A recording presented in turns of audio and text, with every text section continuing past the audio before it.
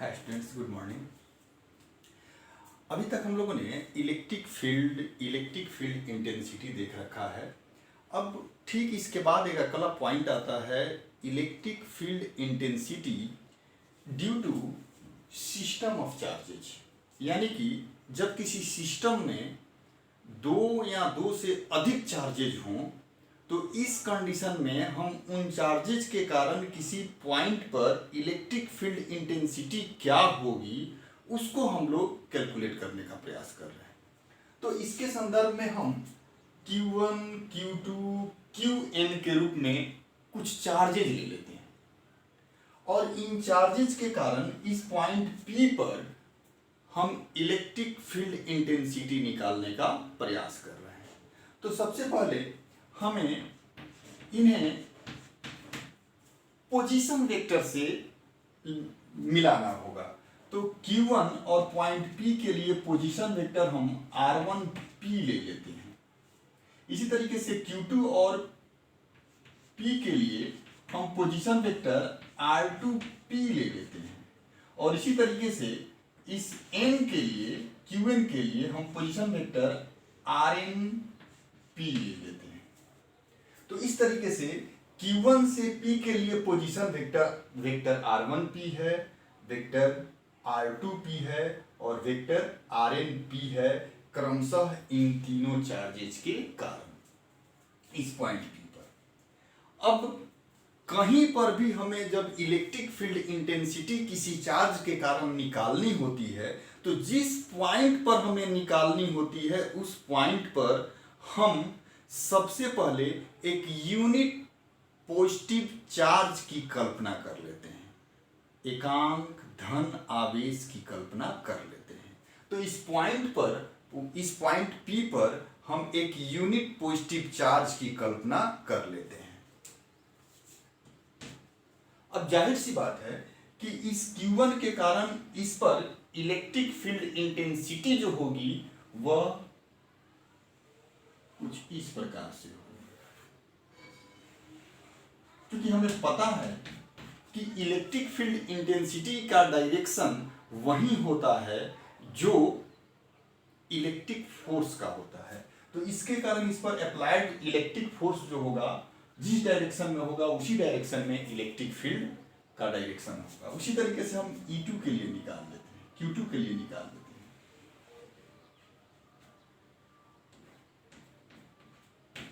और Qn के लिए निकाल लेते हैं।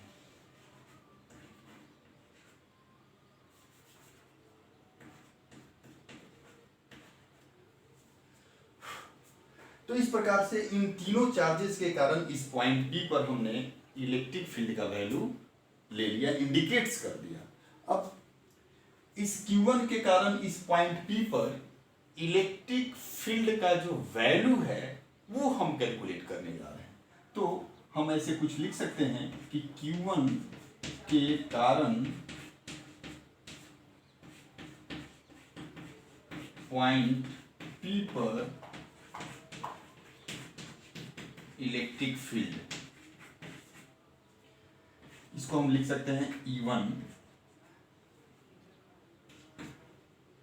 1/4 pi epsilon not Q1 upon R1P का स्क्वायर R1P कैप। इसी प्रकार से अगर हम E2 का वैल्यू निकालें तो वह होगा 1/4 पाई एप्सिलॉन नॉट Q2/R2P का स्क्वायर R2P का कैप। इसी तरीके से Q1, Q2, Q3, Qn तक हम वैल्यू निकाल सकते हैं। तो अगर हम Qen की बात करें तो 1/4 pi epsilon not Qn RnP का स्क्वायर RnP का कैप हमने कैलकुलेट कर लिया। तो इन तीनों के कारण इस पॉइंट पर इलेक्ट्रिक फील्ड का वैल्यू क्या होगा और उसका डायरेक्शन क्या होगा वो हमने यहां पर कैलकुलेट कर रखा है। अब हमें तो कैलकुलेट करना है इस पॉइंट पर इन तीनों चार्जेस के कारण इलेक्ट्रिक फील्ड का वैल्यू।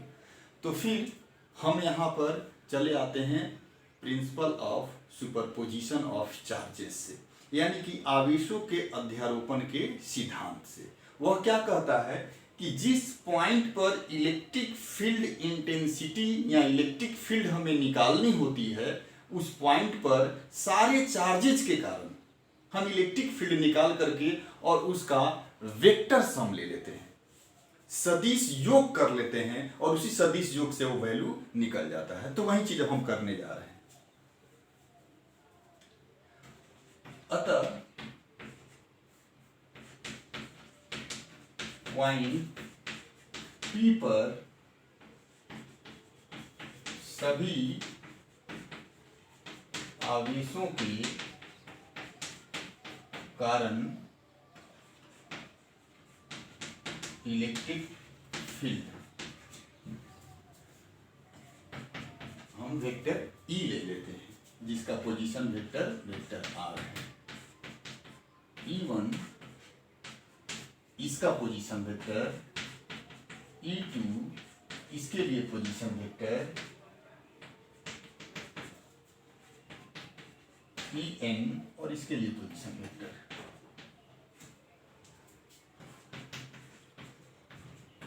इसके लिए हमारा वैल्यू निकल करके आया है 1/4πε0 Q1 R1P का स्क्वायर R1P का कैप प्लस 1/4πε0 Q2 R2P का square R2P cap plus 1/4πε0 Qn बटा RnP का स्क्वायर RnP का कैप। कुछ चीजें यहाँ पर कॉमन हैं, उसको हम लोग ले सकते हैं।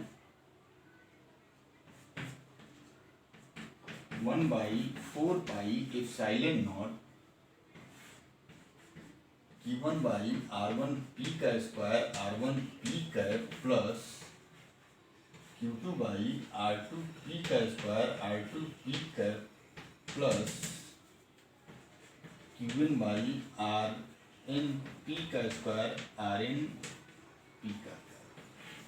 तो इस तरीके से हम इन आवेशों के कारण, इन चार्जेस के कारण इस पॉइंट P पर electric field intensity, electric field का वैल्यू हम इस इक्वेशन से कैलकुलेट कर सकते हैं। अब एक और पॉइंट पर हम यहां विचार करेंगे और वह पॉइंट है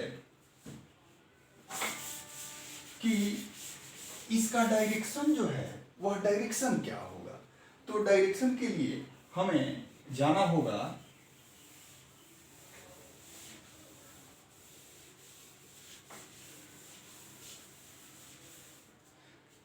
अब यहां पर हम तीन वेक्टर देख रहे हैं,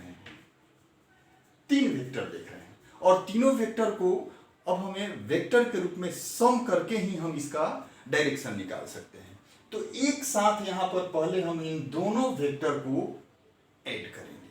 तो हमने 11th में पढ़ रखा है सदिशों का एडिशन, जो हमने पढ़ा है वहां हमने बताया था कि एक ट्रायंगल लॉ होता है और एक पैरेललोग्राम लॉ होता है।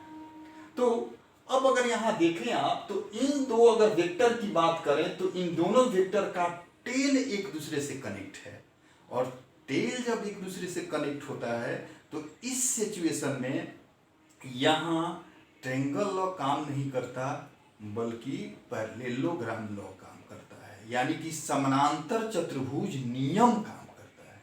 तो अब इन दोनों को लेकर के हम एक समानांतर चतुर्भुज बनाएंगे।